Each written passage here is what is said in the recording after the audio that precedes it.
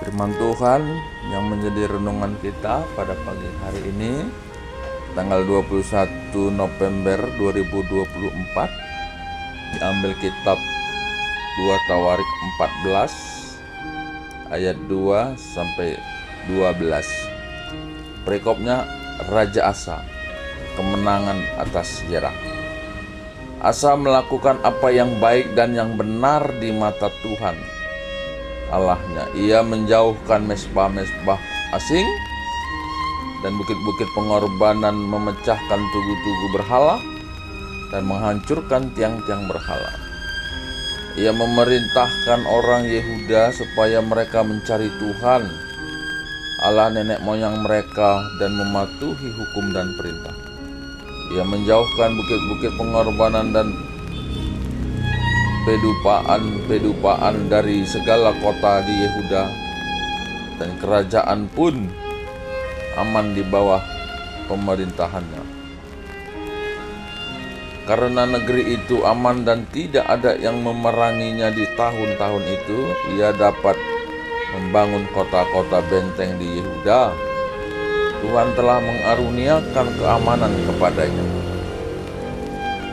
Katanya kepada orang Yehuda, marilah kita memperkuat kota-kota ini dan mengelilinginya dengan tembok beserta menara-menaranya, pintu-pintunya dan palang-palangnya.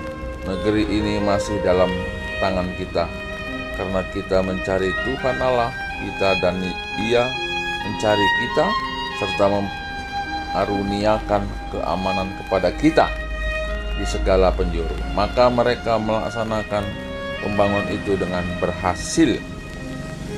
Pasukan-pasukan Asa yang dari Yehuda jumlahnya 300.000 orang yang membawa perisai besar dan tombak, dan yang dari Benyamin jumlahnya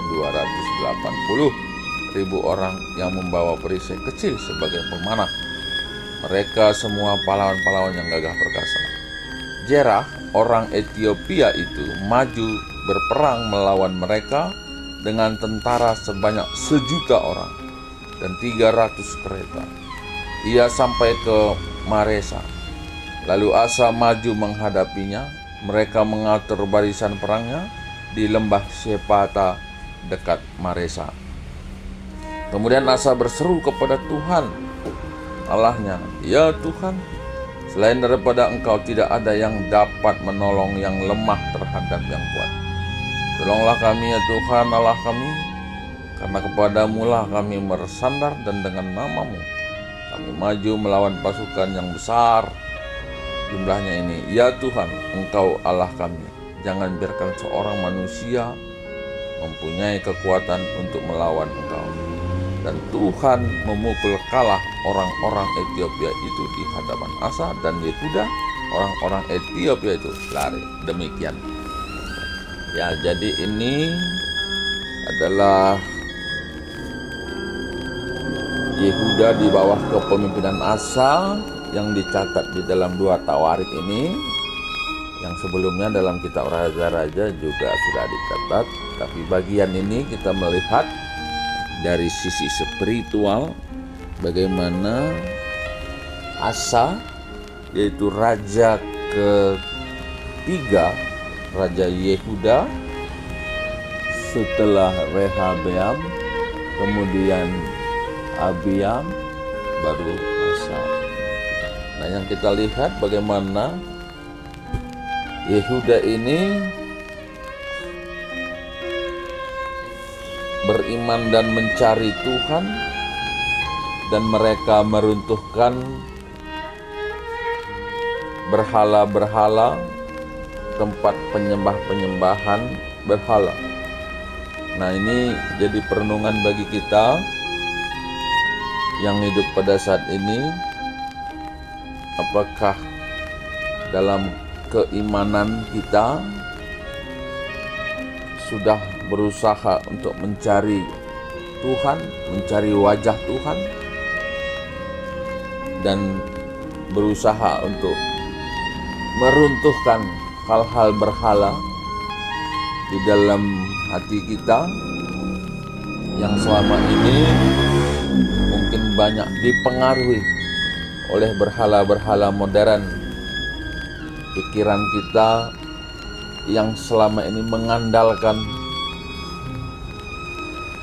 logika, pengetahuan, mengandalkan pengalaman, dan bukan kepada Tuhan. Bagaimana selama ini ketika kita berhasil, kita membanggakan diri oleh karena kekuatan kita, dan bukan mengucap syukur karena kita melihat ada Tuhan yang menolong. Nah, tentu ini juga menjadi perenungan bagi kita. Oleh karena sangat berbeda ketika ada orang berhasil, maka kalau dia memang, walaupun dia bilang Kristen, tapi berhala, dia akan mengatakan itulah kemampuannya. Dia akan memuji dirinya atas keberhasilannya. Tapi orang yang memang mengandalkan Tuhan, yang mencari wajah Tuhan, ketika dia berhasil, dia katakan, terpujilah Tuhan Allah. Nah, seringkali di gereja tidak seperti itu. Gereja sering melihat bagaimana keberhasilan itu adalah dari apa yang mereka rancangkan. Sehingga di gereja pun seringkali bukan Tuhan yang dipermuliakan, tapi personal. Nah, ini yang akan mengalami kekalahan dalam peperangan, baik peperangan rohani maupun peperangan di dalam pergumulan kehidupan, sehingga banyak kali orang yang menderita sakit penyakit, dan itu perlu dikoreksi. Nah, dalam perikop ini kita lihat tidak hanya ketika mereka dalam kondisi damai sejahtera mereka menyembah kepada Tuhan, tapi ketika mereka menghadapi apa yang sedang mereka menghadapi tantangan, kita lihat bagaimana Asa ini sebagai pemimpin, ya, pemimpin sangat menentukan kondisi anggotanya. Tokoh gereja itu sangat menentukan terhadap damai sejahtera jemaatnya. Iman pendeta sangat menentukan iman jemaat dan kondisi jemaat. Ketua runggun itu sangat menentukan iman dari jemaat. Sehingga ini penting sebenarnya. Tokoh-tokoh ini penting di dalam suatu perkumpulan. Bernegara juga demikian.